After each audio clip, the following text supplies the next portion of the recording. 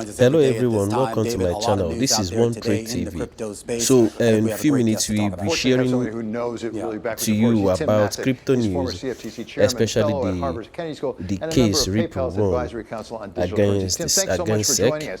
There's a lot of prospects about Ripple right now, few days back, and there's also some of the use cases of Ripple that you need to know before you invest. So let's take a listen.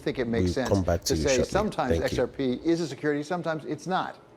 Well, we're still sort of waiting for the full opinion, or at least I haven't seen it yet. But from what I have read, the judge decided for Ripple on some very important claims and therefore ruled in favor of its summary judgment motion, but allowed some of the SEC's claims to go forward. I think the key issue here is how does it end up interpreting the Howey test overall? You may recall the Howey test is what we use to determine whether a crypto token is a security.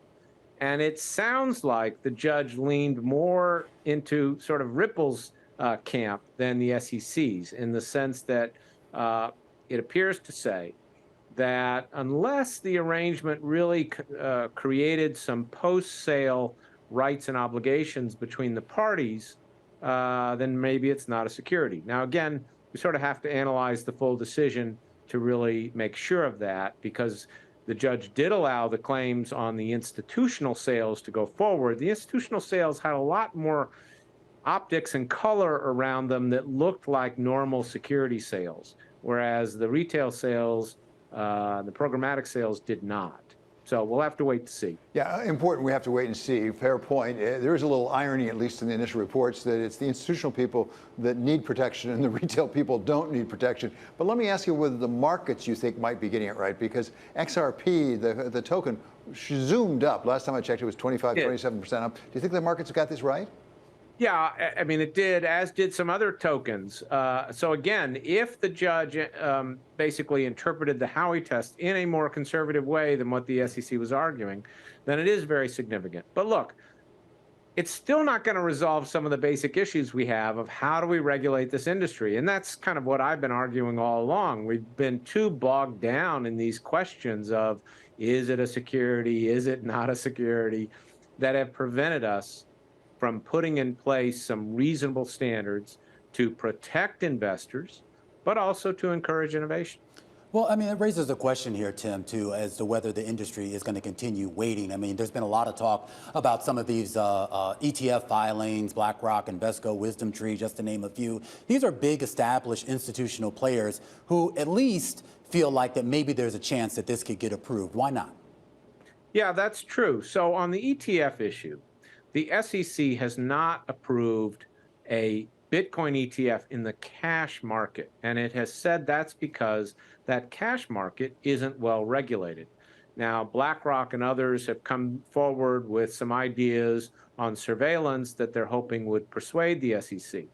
And I should note that the SEC has approved an ETF based on Bitcoin futures, because those futures contracts are traded on CFTC regulated exchanges. And of course, it's being challenged in court on, well, why have you approved the futures ETF if you're not willing to approve the cash ETF?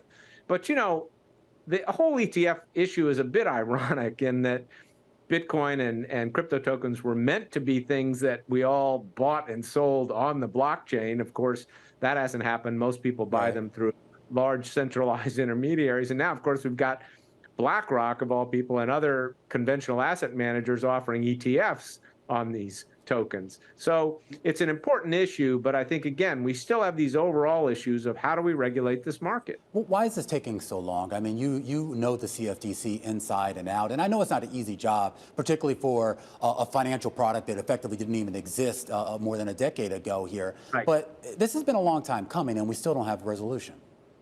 It's a number of things. One, I think regulation is always slow to catch up to innovation. Two, this type of innovation was different from what we often see in the financial sector. We often see intermediaries that are already regulated coming forth with new products or new innovations. So regulators kind of know what to do. Here, this whole sector was global from the start, and it was retail from the start, and that kind of caught regulators flat-footed. The third major thing I would point to is particular to the U.S., which is that we have a very fragmented regulatory system. We have different regulators for different products. That has made us slower, I think, to respond. But having said that, other jurisdictions maybe are a little bit ahead of us, but they're still developing their frameworks too, and they're hitting some of the same issues we're hitting. And Tim, you have a proposal that I will call sort of general guidelines from SEC and CFTC, and then a form of self-regulation. You've joined with Jay Clayton, the former head of the SEC, in an op-ed. Are you getting much pickup on that? We are, and let me maybe just take a moment to explain it. What we're saying is we're all for strong enforcement. We're just saying there needs to be a supplemental path so that we can create some standards for this industry as it exists today, for these trading platforms as they exist today, without being hung up on this question of which ones are securities and which ones are not securities. That can go on, that can get litigated, but let's put in place some standards. So we're saying the SEC and the CFTC should get together to develop those. They can do those through a self-regulatory organization, but let me just say one final thing. By self-regulatory organization, we don't mean something where the industry goes off and figures out on its own how to regulate itself. We mean something tightly supervised by the agencies. A terribly important point. Thank you so much, Tim. Really great to have you with us. That's Tim Massett. He's former CFTC chairman and Harvard Kennedy School of Government Research fellow. Of crypto regulation, this very important decision by this federal judge. And is there anything that anybody's going to come back and try to block that? Well, certainly it is said a lot of excitement and optimism that this could very much be a game changer. In fact, crypto Twitter went into a frenzy, and Ripple, or XRP, the token at the center of what had been an SEC lawsuit against Ripple Labs, soared by 80%, almost doubling within minutes of the noon hour decision. It was a long-awaited decision, and again, it took on a greater importance because of the recent SEC crackdown on Binance and Coinbase, where the suits by the SEC effectively described more than a dozen digital tokens as unregistered securities. Now we have a decision from a U.S. district judge in New York that the XRP tokens sold to the general public are not securities. However, tokens sold as part of institutional sales to more sophisticated investors are. And the judge says that's because it meets the test for an investment contract under federal securities law. In other words, it's going to a more sophisticated investor that's able to read all of the pitches and understand it's a speculative proposition. So this decision, viewed as likely to shape the future, the judge said there's no evidence in the suit that the SEC had filed against Ripple Labs in 2020 that the statements cited by the SEC had been presented to the public. So again, many observers now saying this could be a potential blow to the SEC's jurisdiction. There's a view, if adopted by other courts, it could certainly narrow their scope. The SEC is now reviewing the decision before they have a more fuller comment. And with the big exchange essentially going out of business and on the brink in the case of another one, senators on both sides of the aisle want to do something about it. I had a chance to speak with Kirsten Gillibrand, the Democratic New York senator, also Cynthia Lummis, the Republican Wyoming senator, who were talking up the possibility of getting regulation going that works. Take a look. Do you think crypto technology, crypto investments are worth it? So I believe that this bill is the sweet spot between allowing innovation and an industry to continue to grow and thrive, but also creating consumer protections, creating know your customer requirements. We looked at what went wrong with FTX and other failures and filled those gaps and loopholes. So we're ready to go. And the current regulations are simply inadequate, Neil.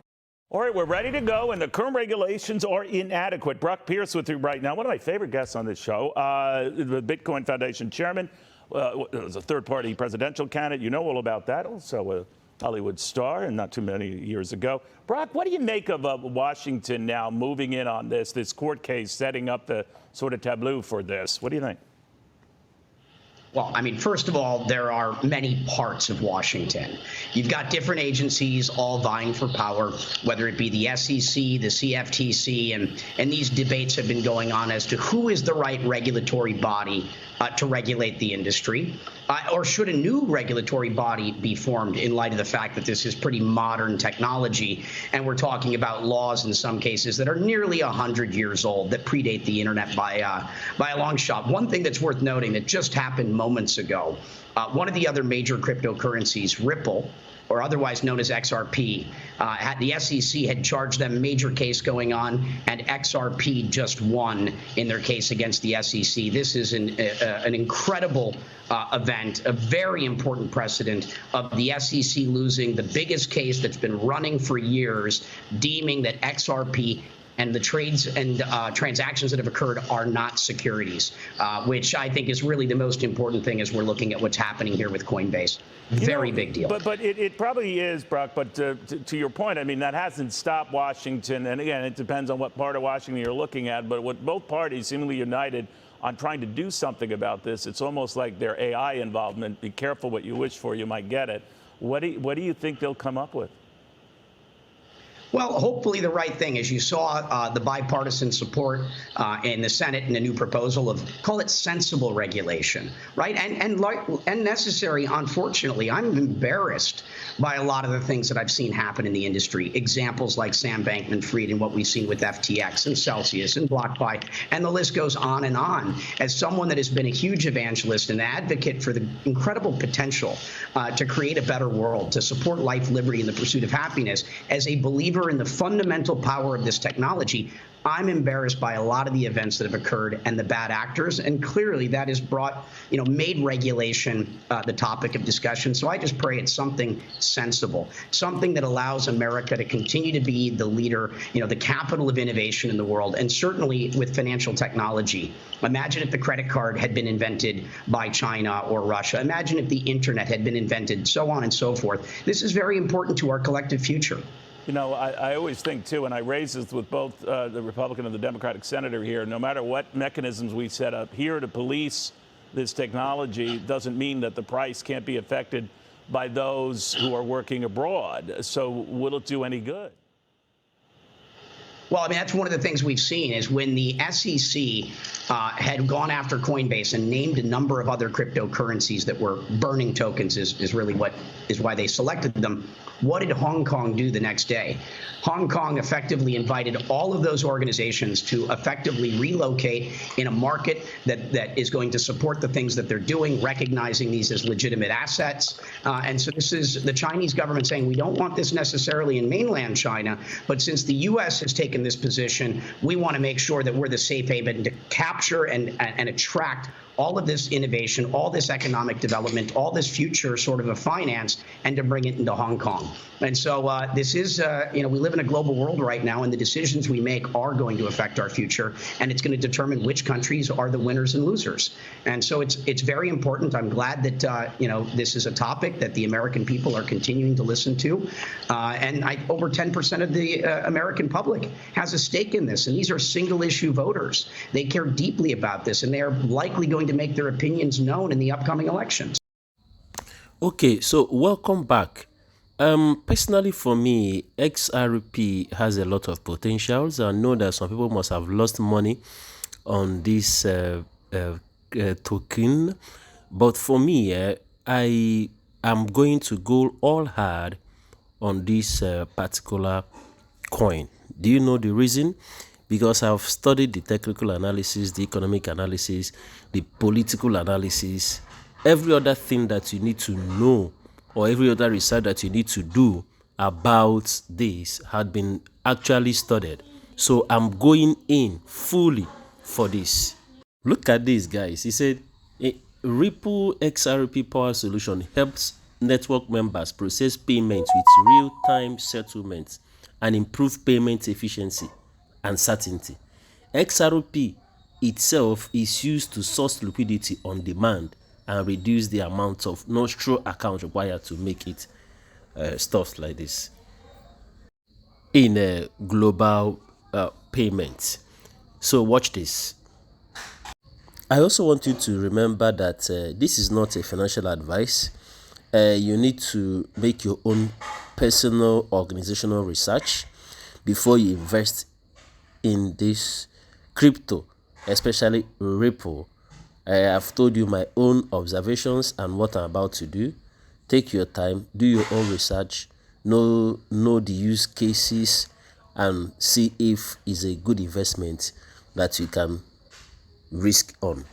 For me, I'm gonna risk it and see how it goes, but I'm very positive about it though. So thank you so much for being with us for the past few 15 minutes. I also want you to like, share this video and subscribe to our channel. Thank you.